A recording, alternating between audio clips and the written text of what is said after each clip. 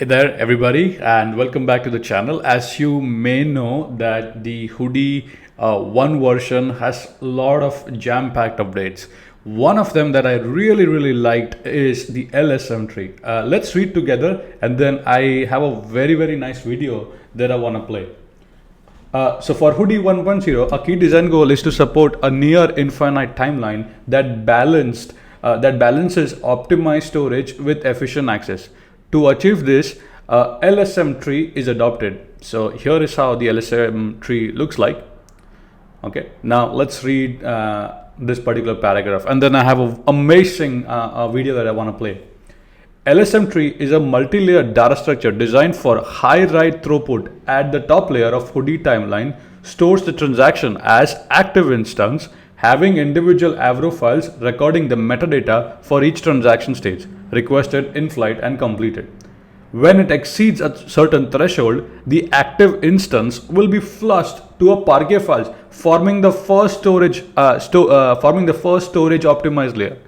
The transactions are grouped and sorted chronologically, and the file name contains time range information, allowing efficient retrieval through manifest file. So if you see, it's pretty amazing, right? They are shaping this more like a database now. So after a certain threshold is reached, the active commits will be flushed into these optimized storage files. For example, Parquet, right? So that's that. These transactions are grouped and sorted chronologically, and the file name contains the time range information showcasing efficient retrieval through manifest files.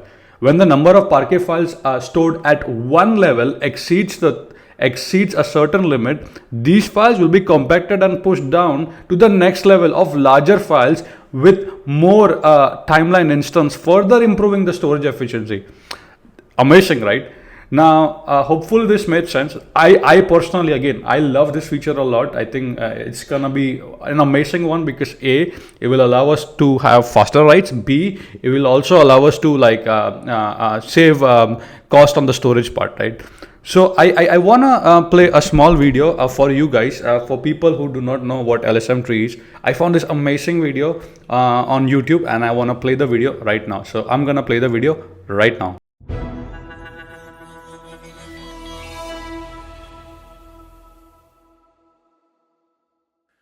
NoSQL databases like Cassandra have exploded in popularity in recent years.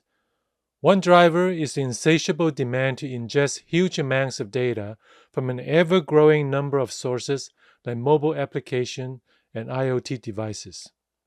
The secret sauce behind many of these NoSQL databases is a data structure called log structure merge tree.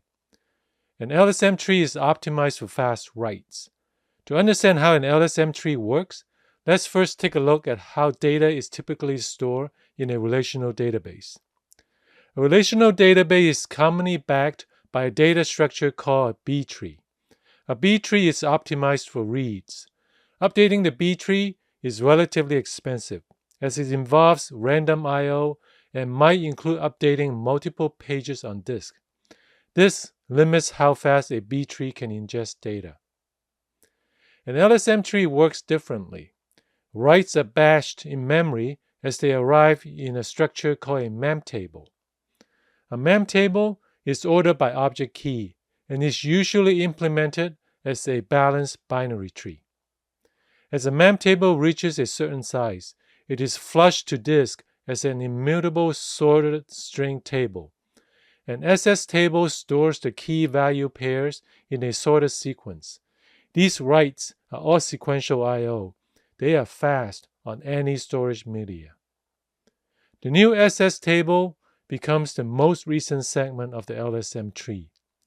As more data comes in, more and more of these immutable SS tables are created and added to the LSM tree, with each one representing a small chronological subset of the incoming changes. Since SS tables are immutable, an update to an existing object key does not overwrite an existing table. Instead, a new entry is added to the most recent SS table, which supersedes any entries in the old SS tables for the object key. Deleting an object requires special handling too, since we cannot mark anything in the SS table as deleted. To perform a delete, it adds a marker called a tombstone to the most recent SS table for the object key. When we encounter the tombstone on read, we know the object has been deleted. And yes, it is a bit unintuitive that a delete take up extra space. To serve a read request, we first try to find the key in the mem table, then in the most recent SS table in the LSM tree, then the next SS table, and so on. Since an SS table is sorted, the lookup can be done efficiently. The accumulation of SS tables presents two issues. As the number of SS tables grows, it will take an increasingly long time to look up a key. And as the SS table accumulate, there are more and more outdated entries as keys are updated and tombstones are added. These take up precious disk space. To fix these issues, there is a periodic merging and compaction process running in the background to merge SS tables and discard outdated or deleted values. This reclaims disk space and caps the number of SS tables a read has to look through.